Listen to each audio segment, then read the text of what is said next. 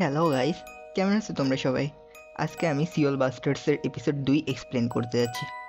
তো চলো শুরু করা যাক। এপিসোডের শুরু হয় জং হোয়ান এবং জুন রিয়ককে দেখিয়ে। তারা একটি স্টোরের বাইরে গাড়িতে ছিল। তারা সেই প্রতারককে ধরার চেষ্টা করছে যাকে শেষবার ডং এলের বাড়িতে দেখা গিয়েছিল। অবশ্যই তারা অপরাধীকে গ্রেফতার করতে গিয়ে বিশৃঙ্খলা সৃষ্টি করে, প্রায় ভুল ব্যক্তিকে গ্রেফতার করে এবং দোকানটি নষ্ট করে। পরে তারা ইউবিনকে গ্রেফতারের খবর দেয়, কিন্তু ক্যাপ্টেন নিশ্চিত নয় যে প্রতারকটি এই মামলার সাথে সম্পর্ক আছে কিনা। প্রমাণের ভিত্তিতে তিনি ডং ইল মারা যাওয়ার অনেক আগে চলে গিয়েছিলেন। ইউবিনও অবাক হয় যে তারা তার অনুমতি ছাড়াই ওই ব্যক্তিকে গ্রেফতার করেছে। তবুও জু রিয়ক জোর দিয়ে বলছে যে তার মনে হচ্ছে প্রতারক মিস সিক অপরাধী। মিন সিককে জিজ্ঞাসাবাদ করার পর এবং মজারভাবে তাকে তার বিবৃতি লিখতে বাধ্য করার পর দেখা যায় মিন সিক ডং ইলের বন্ধু ছিল এবং সে কেবল জানতো যে ডং ইল কাজের ক্ষেত্রে কঠিন সময় পার করছে। এদিকে প্রেস তদন্তের তথ্য পায় এবং ইউবিন জুং রিয়কের ওপর সন্দেহ করে, কারণ সে তার মায়ের রেস্টুরেন্টে লাঞ্চের সময় মামলার বিষয়ে কথা বলেছিল। জুন রিয়ক নিজেকে রক্ষা করার চেষ্টা করে, কিন্তু কেউ তার উপর বিশ্বাস করে না। তারা সবাই তাকে উচ্চস্বরে কথা বলার জন্য তামাশা করে। অন্যত্র মিনস যে মিডিয়ার দ্বারা ডং ইলের সম্ভাব্য আত্মহত্যার জন্য দোষারোপ হওয়ার পর তার শান্তি হারিয়ে ফেলে। তিনি মিস্টার জাংয়ের অফিসে আসেন এবং প্রায় সবকিছু ভেঙে ফেলেন। মিস্টার জাং তাকে আশ্বস্ত করেন যে প্রেসের বিরুদ্ধে মোকাবেলা করার জন্য তার একটি পরিকল্পনা আছে, তবে মিডিয়া পুলিশের উপর চাপ সৃষ্টি করতে থাকে। দলটি ঘটনাটি নিয়ে তদন্ত চালিয়ে যাচ্ছে, যদিও তারা মনে করে এটি একটি আত্মহত্যা এবং তারা সময় নষ্ট করছে। ময়নাতদন্তের রিপোর্ট ফিরে আসে এবং প্রমাণ করে যে ডং ইল হত্যা করা হয়েছে।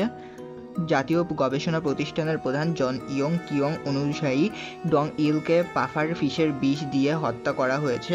পরে তিনি ট্যানসিকের বিরুদ্ধে অভিযোগ জানাতে জুন রিয়ককে ফোন করেন, কেননা ট্যানসিক মর্গে রিপোর্ট নিতে গিয়ে বমি করে।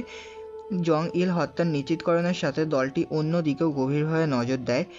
ডং ইল জীবিকা নির্বাহের জন্য কঠোর পরিশ্রম করেছিল এবং খুব কম সম্পর্ক বজায় রেখেছিল। এটি দলের জন্য সন্দেহভাজনদের তালিকা সংকীর্ণ করতে সাহায্য করে। ইউবিন অপরাধের দৃশ্যে ফিরে আসে। তার অনুমানের ভিত্তিতে সে বুঝতে পারে যে ডং ইলকে তার পরিচিত কেউ হত্যা করেছে। সে সম্ভবত তাদেরকে বাড়ির ভিতরে ঢুকতে দিয়েছিল এবং অজান্তেই বিষক্রিয়ায় আক্রান্ত হয়েছিল। হত্যাকারী ডং ইলের দেহটি স্থানান্তরিত করতে বাধা পেয়েছিল যাতে এটি আত্মহত্যা মনে হয়, তবে ইউবিন এখনও হত্যার উদ্দেশ্য বা কেন হত্যাকারী বাধা পেয়েছিল তা বুঝতে পারছে না।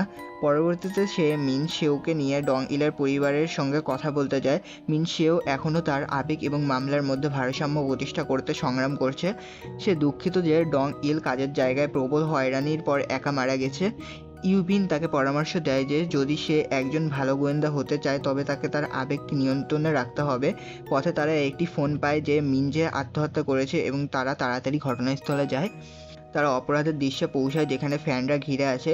যখন প্যারামেডিকরা মিনজের দেহ নিয়ে যাচ্ছে, টিম মিনজের বাড়িতে একটি আত্মহত্যার নোট খুঁজে পায়। প্রমাণের ভিত্তিতে তারা ধারণা করে যে তিনি ডং ইলকে গালিগালাজ করার একটি ভিডিও ফাঁস হওয়ার পর আত্মহত্যা করেন। তবে ইউবিন জোর দেয় যে তারা এখনও মামলাটি তদন্ত করবে।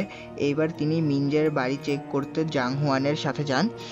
পৌঁছানোর পর ইউবিন তার পর্যবেক্ষণ দক্ষতা ব্যবহার করে কিছু সিদ্ধান্তে পৌঁছান। তিনি তাদের জন্য কফি অর্ডার করেন এবং জাং হোয়ানকে বাড়িতে পাঠান। জাং হোয়ান হতবাক হয়ে যে ইউবিন মিনজের বাড়িটি যেন তার নিজের বাড়ি হিসেবে স্বাচ্ছন্দ্যে ব্যবহার করছে। বাস্তবতা ইউবিন এখনও তদন্ত করছে এবং তিনি টেবিলের নিচে একটি প্লাস্টিকের টুকরা খুঁজে পান। এদিকে জুন রিয়ক জাং হোয়ানকে ফোন করে জানায় যে সে হত্যাকারীকে খুঁজে পেয়েছে। জুন রিয়ক জাং হোয়ান এবং মিন শিও হত্যাকারীকে ধরার জন্য একটি স্টেক আউট করে। তারা ডোমলাইট নিয়ে ঝগড়া করতে করতে নিজেদের প্রকাশ করে ফেলে। অপরাধী পালানোর চেষ্টা করে, কিন্তু সৌভাগ্যবশত দীর্ঘ ও ঘটনাবহুল তাড়া করার পর মিন শিও তাকে ধরতে সক্ষম হয়। গ্রেফতারের পরে তারা ইউবিনকে ফোন করে জানাতে যায়, কিন্তু তারা তাকে খারাপ সময় ধরে ফেলে এবং সে ভুলবশত ফোনে গালাগালি করে। তো বন্ধুরা, কেমন লাগলো সিওল বাস্টার্সের এপিসোড 2 এর এক্সপ্লেনেশন? এর পরবর্তী এপিসোডের এক্সপ্লেনেশন শুনতে আমাদের চ্যানেলটাকে লাইক সাবস্ক্রাইব করে পাশে থাকুন। ধন্যবাদ সবাইকে।